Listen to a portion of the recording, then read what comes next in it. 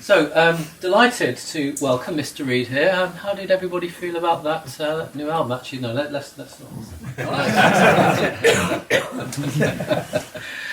So, Rob, thanks for taking the time out to chat at this rather important event for you. I mean, Sanctuary's been a key part of your musical personas. I mean, what does a Sanctuary journey mean to you now? Oh my God. Sorry, did I start too high? Give us an easy one. I don't know, it's been, how many years, buddy? 7, 8 years making the 3, 4 and a half albums? 10, actually. Is it? Oh my God. Yeah. I don't know, because I've always been a massive Mike Oldfield fan, and there's no getting away from that really.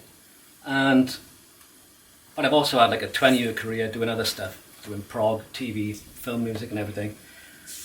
And I avoided making the obvious, was making an album in the style, so it was, I just started one January the 1st and thought, let's just have a crack at it and see what it was like. So there was no big sort of plan or anything to do it. And I did the first album, didn't know what to do with it.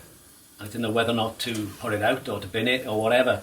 You gave me a copy, I remember. I did have a copy, yeah. What do you think of this? Well, this is it. And I thought, well, who could judge it, whether or not it was a valid attempt of making an album in that style. And I thought, I better not send it to Mike Oldfield, just in case. You never know, his lawyers. But it was... Have you done since? Sorry? Have you done since? No. You never sent him any of your music? No, I think it's all over the internet so people can hear it, I'm sure. But I sent it to Tom, who I don't think I'd met him at that point, and I just sent it to him because I thought he could validate it as being either terrible or being great. And he was really supportive of it, and he said that he gets a lot of people sending him stuff because it's easier to sound like Mike Oldfield with a guitar pedal and playing the style. The hard part is actually writing music that can actually create the atmosphere and the emotion that we all get from listening to Mike Oldfield's music. That's the tough bit, and it takes a lot of work and a lot of time and energy to do it. And he said that for the first time he'd actually heard something that matched the intensity and the emotion of Mike Oldfield's work, of the long form instrumental music. So he was amazed because he actually thought, until he met me, he thought that I was Mike Oldfield trying to get him to work for cheap. And he just said, because when he met me he said, oh my God, you do exist. I'm like, what? My wife was convinced that you were Mike Oldfield trying to get him to work on a new album for cheap. Not that he was cheap, no. But it was like, so it was great, and he loved it, and he was really supportive. And on the first album, it was too late for him to make any contribution to it. So, and for me, Mike Oldfield's music is such a massive part of my childhood, and we've discussed this about the, I think you've got to be of a certain breed of human to like Mike Oldfield's music. And I think, as I said, I compare it to Close Encounters with people hearing this 5-note riff and looking for this mountain. Anybody's seen that film, but it's like there's something in you. It touches something in you. Mike Oldfield's music, that style of music, and and the title Sanctuary is basically, it's because as a teenager, I think all of us, you turn the light off, you listen to Tubular Bells, incantations. It takes you away from everything, and you sort of immerse yourself in that. I think that's what we all get from that work, and that's why I called it Sanctuary, because Mike Oldfield's music was a place. Yeah, it was a place you went to. You turn the lights off, headphones on, middle of the night, and you're away. You wouldn't think of anything. And it's such a it just, without getting into arty-farty, it really gets to you.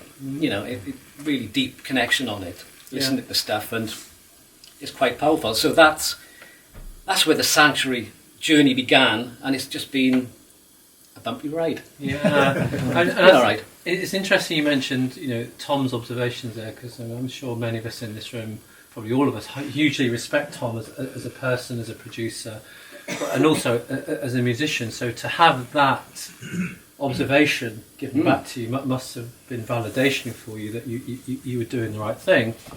Although I guess, certainly when the first one came out, many people felt that it was, for want of a better phrase, a Mike Oldfield rip-off.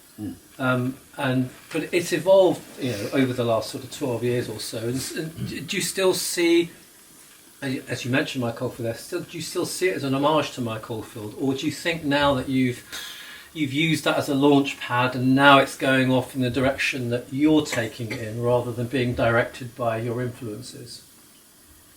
I think so, yeah. And it's a blurred line between the two of influence and, I can't help but everybody's influenced by music.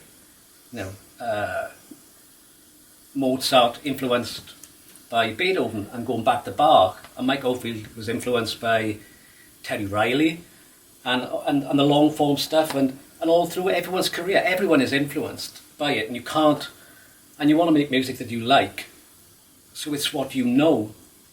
It's very rare does anybody come up with something completely unique. It can't be done because everything's been done within, and for me it was a homage to Mike Oldfield, but it was just using the same. If you use the same sounds, it's going to sound the same. And unfortunately, the way I play guitar is it's the way I play guitar, and I can't do anything about it really. Mm-hmm. And but I think with this album, it touches all the bases, but it's hopefully there's enough of me in there, and I am what I am, literally. So there's nothing, it's what comes out. Yeah, of course, and I think having had the privilege of listening to some of the earlier versions, I could really see the development going back from the Sanctuary one to this one. I think it stands alone as its own piece of music. But I think you mentioned influences there. I think could you maybe just collectively describe what you think your influences are that have gone into this piece? And I know that's a big question because knowing your musical palette, as it were, it spreads over the 60s, the 70s, and so on. How do you dilute all of that, or concentrate all of that, and put that into what you do? Well, I listened to so much music. When I was a youngster, Mike Oldfield was king musically, so I was listening to that all the time, but along with prog. But I love anything with a melody in it.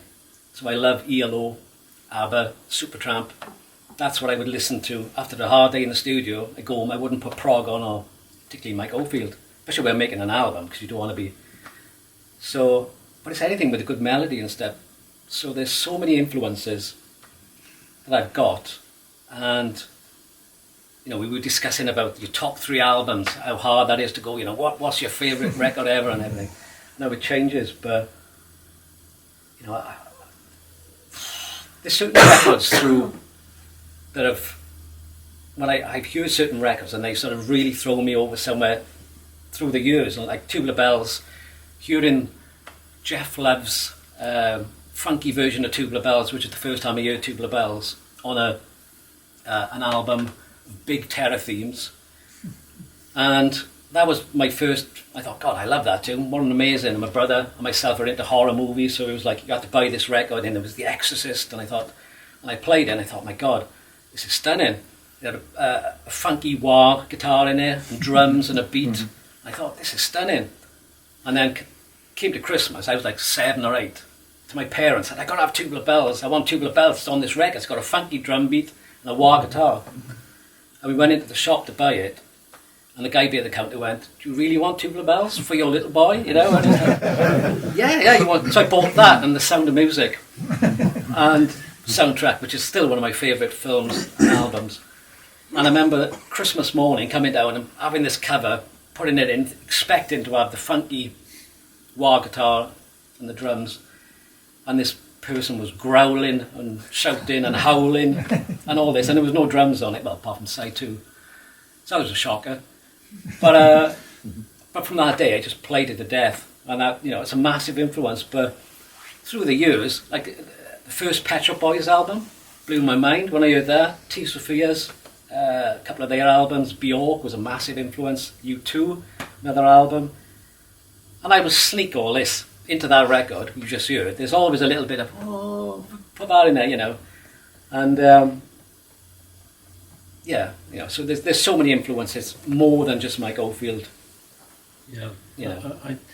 I think so. I mean, certainly you can hear some of the sounds maybe that Mike might have used, because that's your part of your musical palette and part of the colours and tones that you had into it. So yeah, it's really good to hear that. I mean, for me, I'm always interested in where people's influences are, because that influences the direction of travel, and that's where they go.